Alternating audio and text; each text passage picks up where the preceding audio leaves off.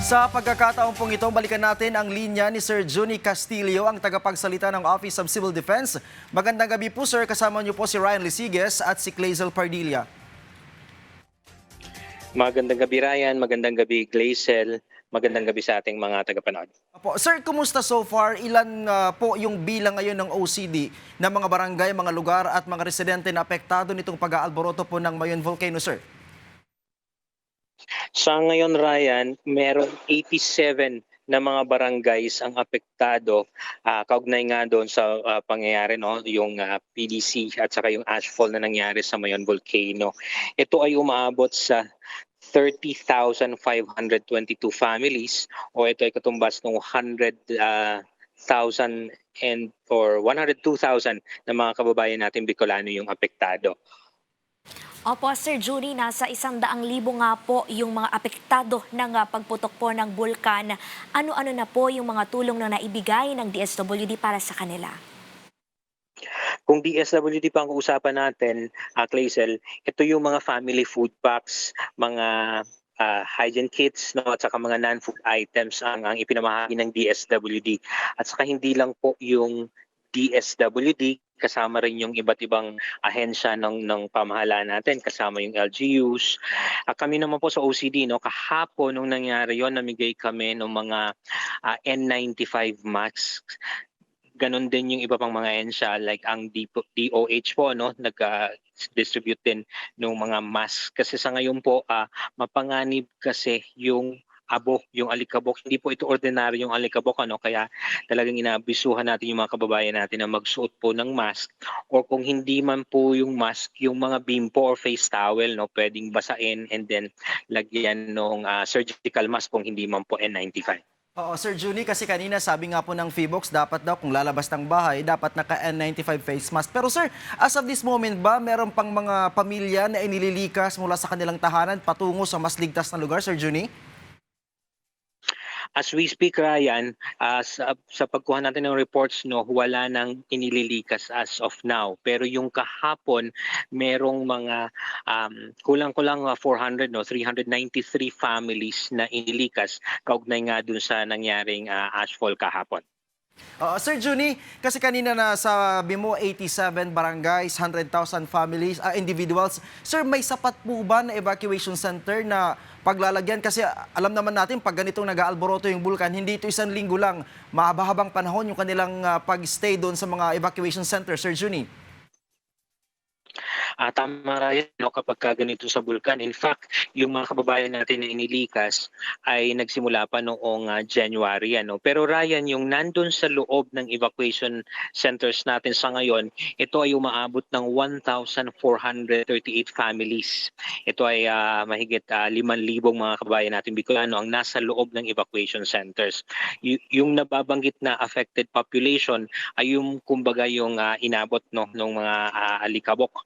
Pero 1,400 lang doon ang nasa evacuation centers which are being taken care of ng lokal na pamahalaan, ng iba't ibang response agencies at saka lalo na yung DSWD, OCD, DOH pagdating doon sa evacuation na centers. Opo, Sir Junie, we understand, bago pa po tamaan ng kalamidad yung mga lugar, ay may mga nakalatag na kayo na contingency measures. Ano po ba yung mga ginawa niyong paghahanda at so far po ba on track yung pagpapatupad nito? At gaano po gaano po kalaki yung pondo o kasapat yung pondo para po sa epekto po nitong pagputok ng Bulkang Mayon? Tama, Clazel, meron mga contingency plan na nakalatag, both the local government units and then ganun din yung ating mga iba't ibang response clusters ng DRRMC, may that be regional at saka national. So in terms of yung mga prepositions natin, yung mga nakalatag na mga response mechanisms ay nagagawa po ito. In fact, kahapon yung nangyari po doon at kaagad na nagsagawa ng mga debris clearing operations yung ating mga iba't ibang ahensya. Ng pangunguna siyempre kahapon yung BFP natin, sila yung nagsasagawa ng flushing ng mga alikabok, and then nagdideclog naman yung DPWH and then mga tauhan ng PNP and then of course yung mga local government units natin. So isa lang to sa mga clusters out of the 15 clusters, no? So kumbaga nakalatag yung mga response mechanism nito, kabilang na yung sa health cluster natin, no? Nagpaabot na rin ito ng mga nagdi-distribute ng mga mask at saka yung mga nebulizers din at saka mga nebulizing solutions, no? Nakahanda rin ito, no, ng ating health cluster at saka nang ganun din po yung iba't ibang mga clusters pa natin sa response pillar. Opo. Sir Juni, I understand na mention na natin kanina yung N95 face mask, yung pagkain. Pero ano-ano pa po yung pangunahing pangangailangan po ng mga apektadong pamilya dyan sa pag-aalboroto po ng bulkan, Sir Juni? Dahil nga po dun sa nangyaring asphalt, Ryan, no, N95 mask and then ganun din yung tubig, no, isa yon sa pangangailangan doon, both for yung mga debris clearing at saka ganun din yung mga tubig inumin, no. Itong mga apektadong mga munisipyo natin dito sa Bulkan, kasama na dyan yung Camali, Ginubatan at saka Ligao, no. So yun yung mga nakuha nating reports, no, that they would want an additional of those water supply at saka yun nga pong mga N95 mask or kung hindi man po ay yung mga face towels, no, mga bimpo at saka mga surgical mask po. Sir Juni, para po dun sa ating mga kababayan na gustong magpaabot ng tulong para sa ating mga kababayan dyan sa Bicol Region na apektado nitong pag-aalboroto ng bulkan, saan po nila ito pwedeng ilapit para maiparating yung kanilang tulong dun sa mga nangangailangan, Sir Juni? Sa atin, Ryan, itong mga kababayan natin na gustong tumulong, kaakibat po ng pagtulong din ng mga national government agencies papunta dun sa lokal na pamahalaan natin, no. Ang inaabiso natin ay mag-coordinate po, no, kung ito man ay sa Office of Civil Defense or sa Department of Social Welfare and Development, mas maigi po na makipag-coordinate kayo doon, no.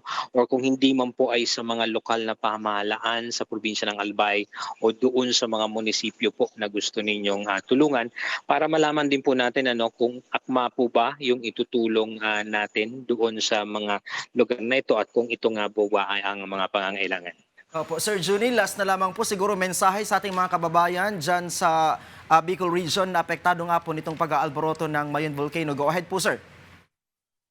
Salamat, Ryan. Salamat, Clazel. Dito po sa ating mga kababayang Bicolano po, so as much as possible, kung hindi po naman mahalaga ang ating paglabas ng bahay, ay manatili po sa loob ng bahay. Pero kung kailangan pong lumabas, magsuot po ng mask, N95 kung meron, pero kung wala po, pwede po yung basang bimpo at saka laktakpan po ng surgical mask.